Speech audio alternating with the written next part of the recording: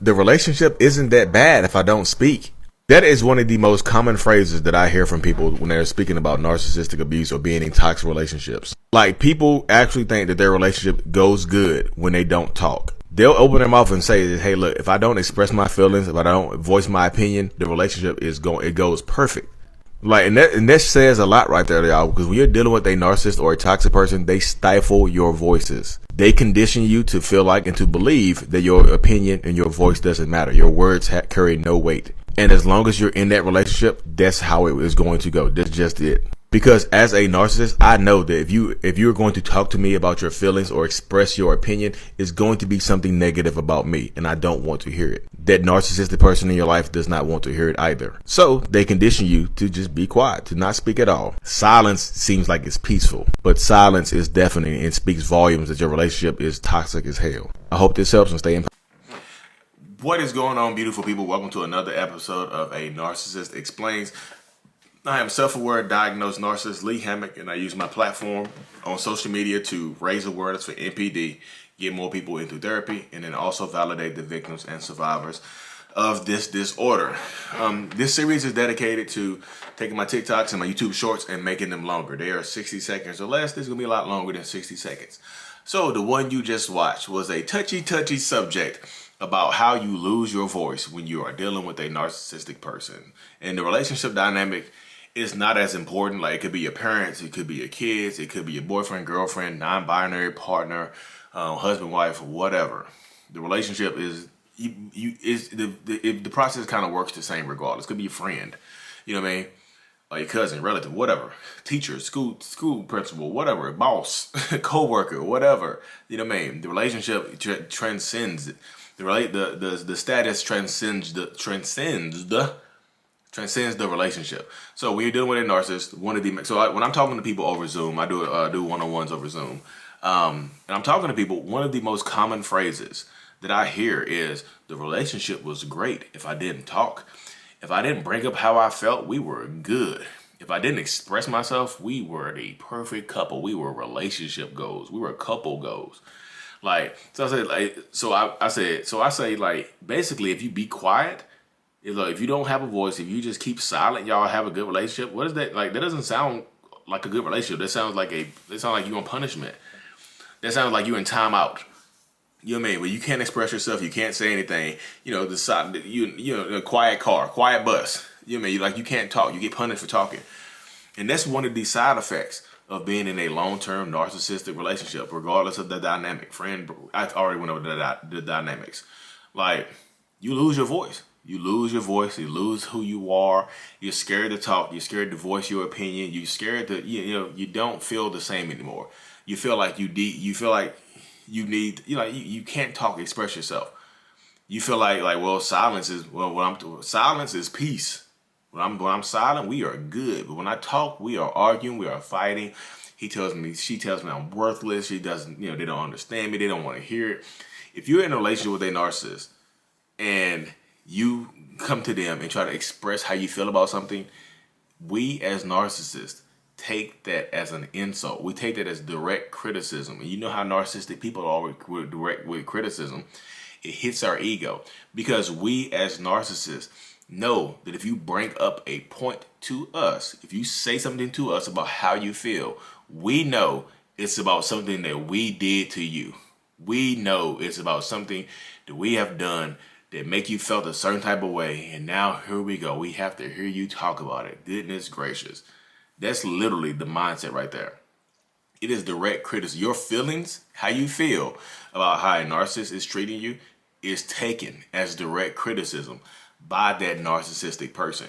So a lot of times you'll be in a relationship with narcissists where you don't feel like you can express yourself at home, so you overshare with your friends. You talk to your family members about that type of stuff, and then if you bring up to the narcissist that you told your family and friends, they'll be angry at you too, because that's hurting our reputation. Why didn't you tell me? Why you gotta tell your mom and dad? Why can't you just tell me stuff like that? Why don't you just bring it to me first before going and telling people about this stuff? Now I can't be around your mom and dad anymore because they're going to judge me. Now I can't be around your friends anymore because they're going to judge me. Now see, that's how you just come talk to me about it. Why don't you talk to me about it?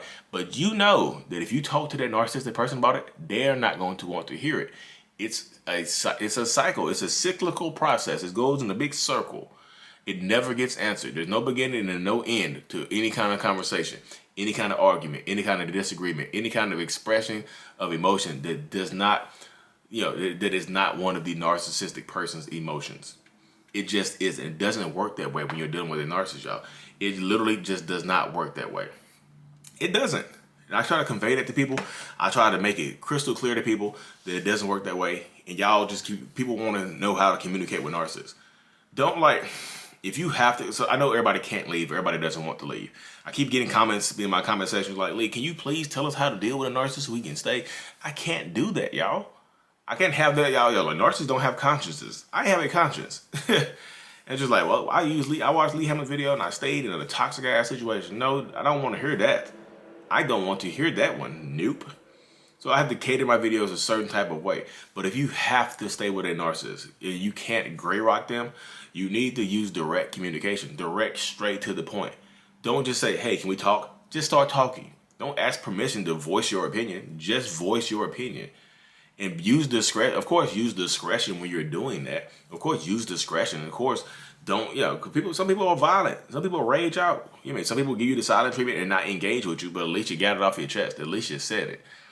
Don't leave that words unsaid, because if you leave so much unsaid and so much expression inside of you, it will literally poison you and drive you crazy because you feel like you can't talk. The person you're supposed to be spending the rest of your life with a lot of times, you can't even talk to, huh?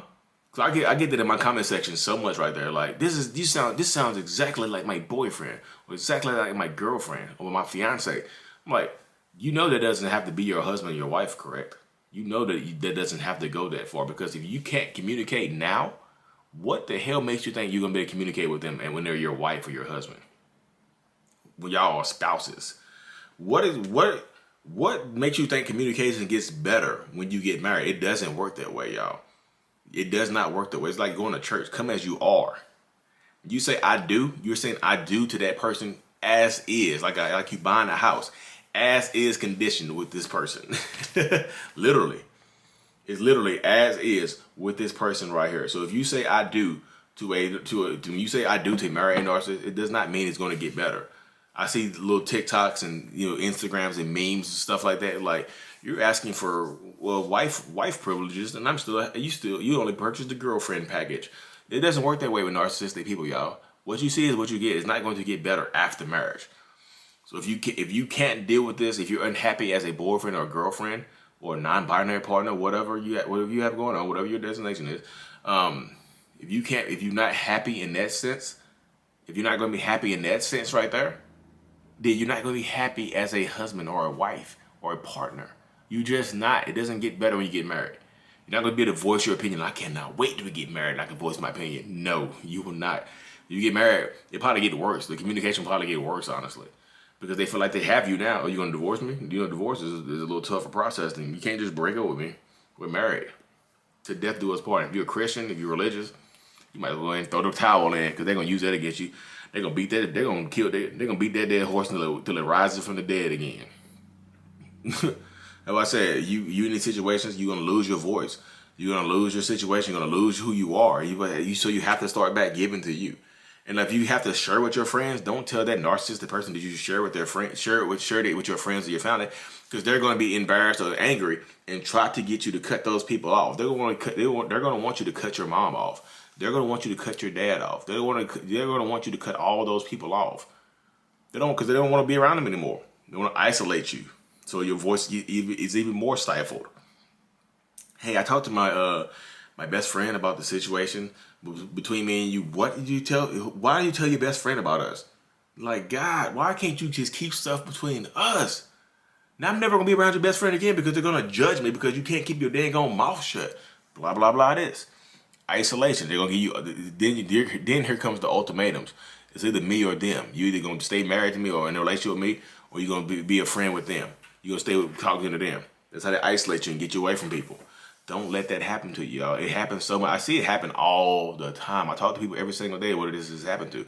I don't have any friends or family. You're the only person I can talk to about this. Yeah, because you don't let them cut them off. Don't let them cut your friends and family off. Don't cut your friends and family off for love, y'all. If your friends and family are not toxic people, don't cut them off for a toxic person. That's how you become a toxic person to everybody else around you. They're like, we don't want to be around them, that person no more anyway. They ain't the same no more. Blah, blah, blah this, blah, blah, blah that. You know how it goes 100,000%. That's why you have to stand in your truth and use your voice, use your power. You're stronger than you think you are. You've been beaten down to the point where you feel like your voice is silent, but you're not silent. You're powerful.